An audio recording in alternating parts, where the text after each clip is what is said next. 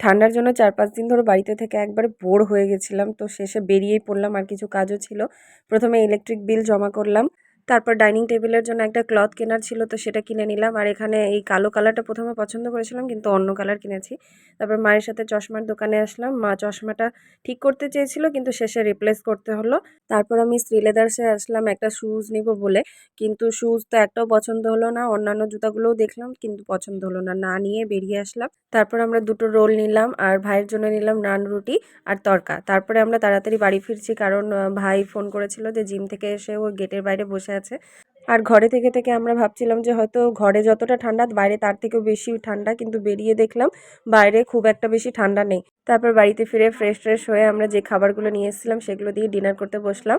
তো তোমরা যদি আমার চ্যানেলে নতুন হয়ে থাকো অবশ্যই লাইক, কমেন্ট, শেয়ার আর সাবস্ক্রাইব করে দিও। দেখা হবে নতুন একটা ভিডিওতে। আজকের মতো সবাইকে টাটা, গুড নাইট।